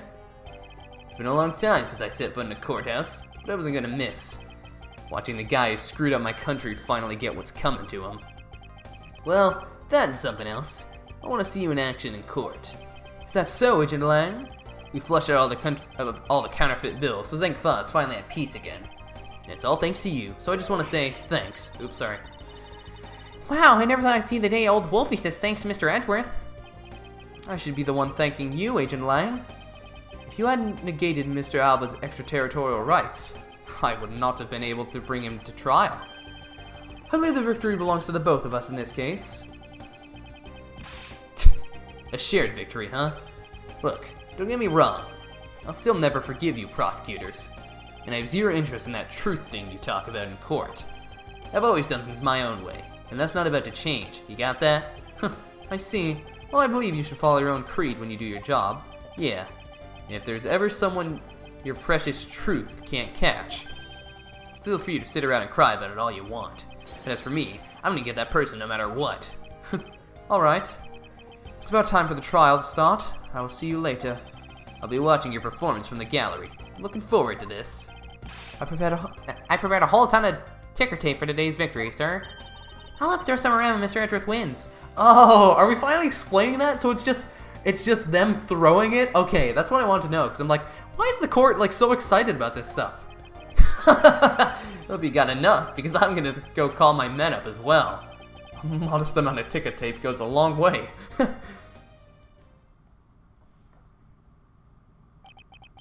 The scene shifts to the courtroom, and the final act of this long tale begins.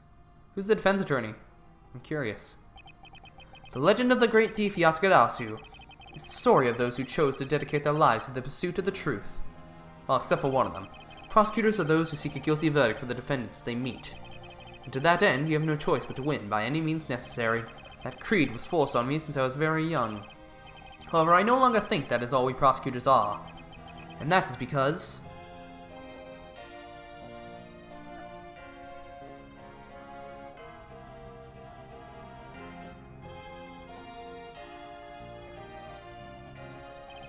even though I've only been away from the courtroom for a short time, I feel as though it's been a lifetime since I set foot in one.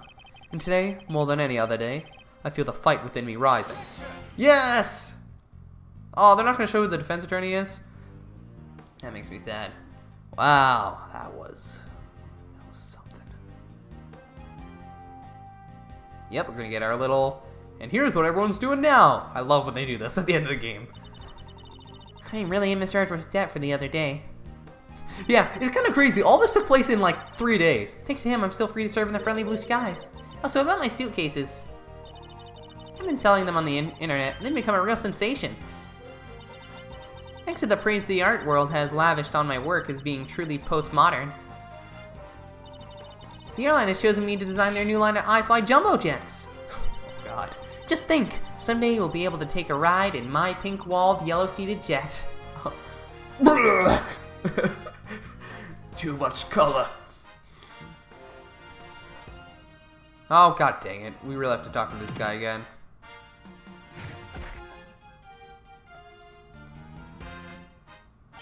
Edgeworth, the rudeness of a rude man. Because of him, my time and money was wasted. But more importantly, I received a fantastic treasure recently. The primitive statue of the Principality of Canopia. It weighs a bit light in my hands. The ambassador, Polino, was most generous. It's a fake. Hate to tell you. Hate to do it to him, but... oh, really? Von Karma? Oh, wow, I wasn't expecting that. We finally caught Agent Hicks's killer. I was able to witness Mr. Alba's teary eyes. Feels good to finally bring everything to a close. I received another offer from Interpol to work another case in cooperation with them.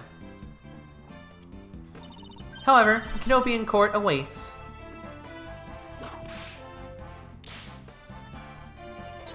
Canopia's air is supposed to be very fresh, so my whip should find new vigor there. Love this track, holy crap.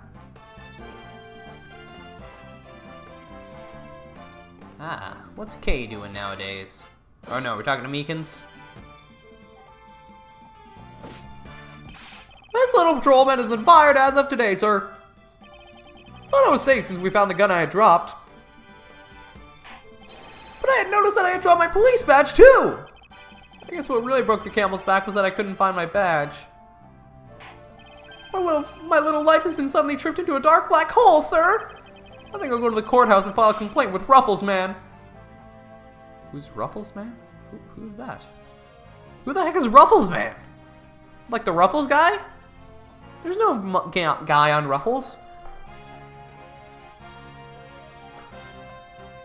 Oh, I met this kid named Apollo Justice the other day. He was like 3 years old. I was actually hoping to talk to Mr. Edgeworth a bit more than I did. But I've got to get going and return to Europe. Still got a long way to go and a lot of stuff to study there. Next time I help Mr. Edgeworth on a case, I'm going to do it as a real forensic scientist. I'm sure he's going to need all the help I can give him, scientifically.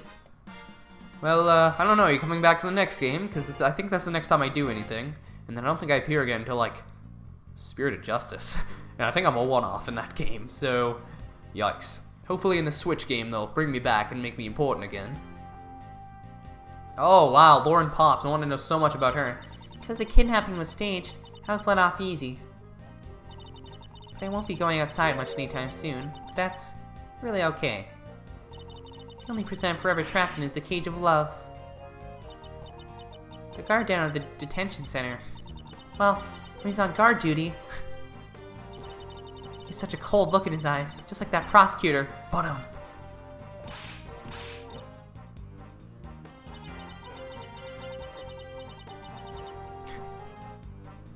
yeah, not a very interesting character. You honestly probably the weakest in this game. Obviously, the third case was the worst by far, but oh, the judge, yes. It appears that there are all sorts of drama to take place outside of the courtroom. God, we had an entire game out of here? What the heck? Since we judges are here day in and day out, I've only heard a few rumors, but apparently Mr. Edgeworth teamed up with a thief and became a detective. Maybe I should team up with a belief and try to become a lawyer or something. Yes, spin-off game! Spin-off game!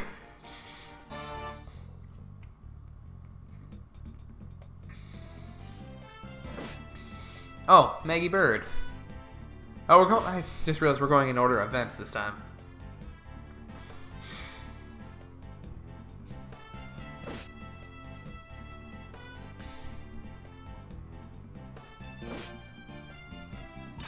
Woo! I barely escaped death yet again.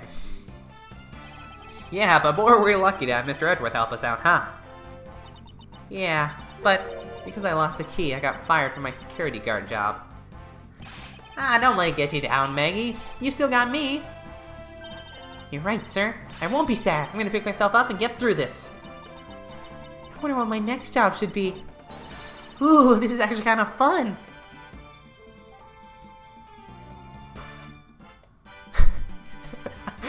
I'm sorry. Brandon Gay. I don't mean to make fun of his last name, but it's just kind of funny. I wasn't expecting that, but not good for him. Honestly, good for him. He didn't change it. He's a good man. When I come to up here for summer vacation, we have Cupid's already. Right now, we're prepared to present our Let's Investigate a Murder show. Oh, I started dying.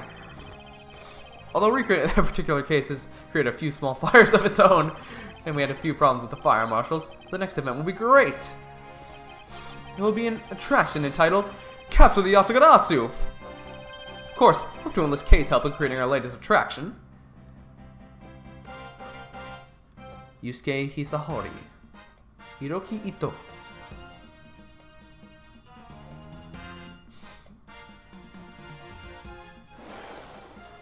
No, I don't care about Larry. I can't believe that Minnie ditched me and went to Japan. But it's okay, because that's how I met Miharu. We plan to go to Paris soon and start a business. We're gonna sell Blue Ocean dogs. They'll sell like hotcake. They'll sell like hot dogs for sure. A blue hot dog and a blue bun. I guarantee it'll turn your tongue and your face blue. I know I'm not really the type to work a lot, or at all really, but... Oh, so I noticed I really haven't seen the guy in the blue suit at all recently. Phoenix. Well, what's up? Well, next time we meet, I'm gonna make him eat one of my dogs. I don't know, this depends. Have I done the case from Apollo yet? I doubt it. That was like the end of my career, right? Was I just like on break until that happened? Also, where did Maya go? They never explained that. I'm in jail. Today I gave testimony in court. Today. What? I don't think that's right. As a member of the Yatagarasu. Yo, Mr. Bad. You look well, all things considered. By the way, have you noticed that elements with the ring have begun moving? They're probably fighting over who should succeed. Over who should be the next boss. Although, to be honest, I wish I could forget I'd ever heard of that smuggling ring.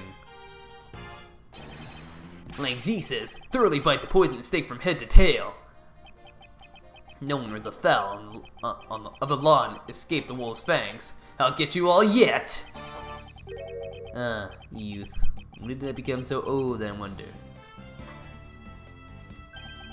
I've begun noticing the gray hairs in my beard more. I'm thinking of retiring my mirror. Bad was such a cool character. Like, he just is so good. He came in and was just like, I'm awesome, and you can't do anything about it. Do we really have to learn about me? I don't want to learn about me. I was the Pink Princess and the Pink Badger, all in the span of 2 days. Talk about busy. But it's alright, because I got a letter from my beloved Edgy Poo. Please take care of your hip, and when you wish to speak, first take off your headpiece. What does he mean by that last statement? Not like I enjoy being under a headpiece every time I see him. I've been an alien, this is a creepy fuzzy pink animal, and then I was the pink princess, a great hero of justice, and ever since I was...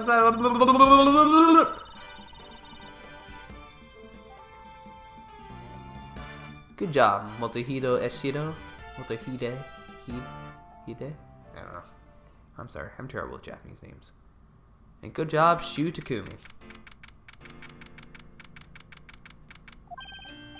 Woo! I feel so much better now that the trial's over. And as always, your legal prowess was top-notch, sir. Yeah, and nothing beat the look on Mr. Alba's face when you revealed the ring's secret. I was amazed. You're like a totally different person when you step into a courtroom. Mr. Edgeworth was always 10 times fiercer in court. Based on the information Mr. Alba offered up, they began large-scale operations to clean up the rest of the ring, which I'm happy to leave to Franziska and Agent Lang. What are your plans now, Kay? No, I was taking care of the creep who killed my father, so I'm not sure. Yeah, I know. Maybe I'll just keep on being Mr. Edgeworth's assistant. Are you still trying to steal my job, pal?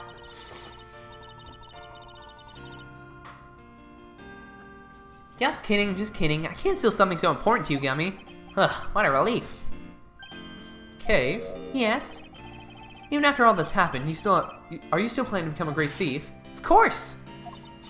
But I don't want to tarnish the legend of the noble Yatagarasu, so I'm going to hold off on doing anything until I make a tight three-person team of my own. A three-person team?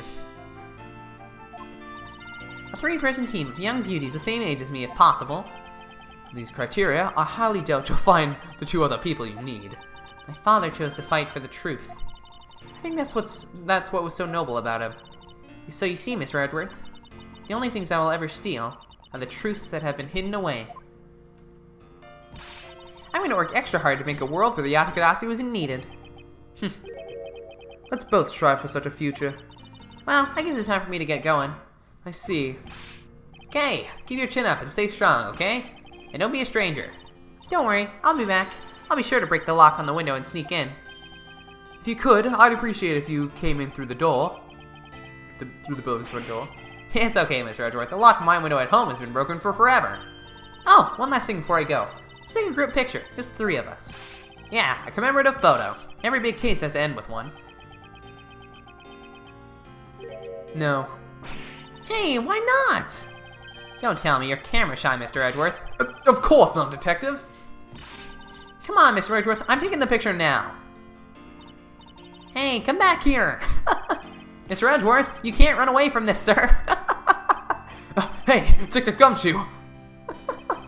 Stop that! I can't be seen doing that! Okay, I'm totally taking it now. Say cheese!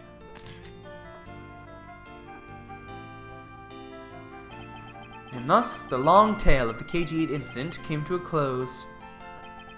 It saw the demise of a smuggling ring and the birth of a little great thief. But there is little time to rest and relax, for I am eager to tackle the investigation into a new case.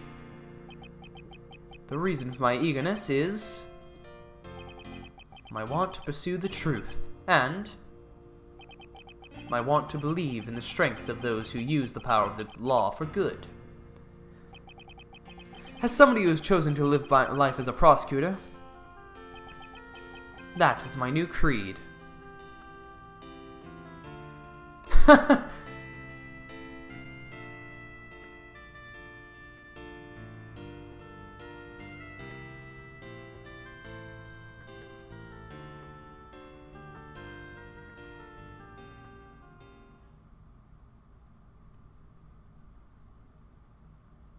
And there it is, the end of Ace Attorney Investigations Miles Edgeworth. Wow, that was so good.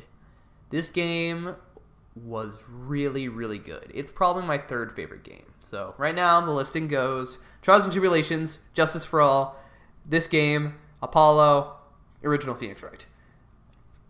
And this game, I loved it. I loved it. It was so good. It was a nice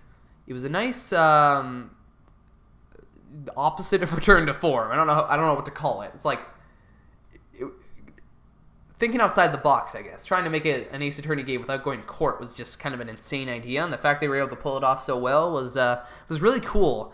Although I think there wasn't enough to it to make it different each time. I don't know what it was, but in the Phoenix Wright games, the gameplay never felt stale. But there were times in this game where I'm like, oh my god, like, can we just...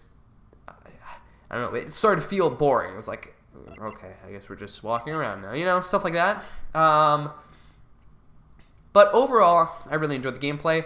This game suffered heavily from Case 3 syndrome. Holy crap, that case was so boring. I hated it. Well, maybe I didn't hate it, but I don't know. It was just, I don't know. It was not one of my personal favorites. It was easily the weakest in this game. Chapter 5, on the other hand, might have been one of the best cases in the Ace Attorney franchise. This was an amazing case. And I see now, I see that potential of, like, this is greatness. Like, this is amazingness. And from what I've heard, Investigations 2 is almost all that level of just, like, these cases are amazing. And even, it's kind of funny, this game came out in 2009 in North America. And I don't know when the first Danganronpa game came out, but the Danganronpa inspirations of this game are so apparent. This game in particular was like, wow, this feels like a map for what the Danganronpa games became. And it's cool to see. Like, yeah. But, yeah, I really enjoyed this game. I really, really did enjoy it. Now, I'm sure you're wondering, are you going to jump right into Investigations 2? And honestly, yes. I want to keep playing this series. There's no part of me that says I want to stop playing. I'm not burnt out on it, and I kind of just want to keep playing. So, yeah, I'm going to, I'll probably be starting it. I might take a day or two off, but probably not, because I've recorded these way in ahead. So, what episode came out today? Episode 8, I think? So, yeah, I'm about 9 episodes ahead. So by the time that this episode comes out, I'll probably already be recording a couple episodes of the next one. So, yeah. Anyways, thank you guys so much for watching. Hope you enjoyed, and I'll see you all in the next series, hopefully. And, yeah, I hope you guys enjoyed the series. I'll see you all later. Bye!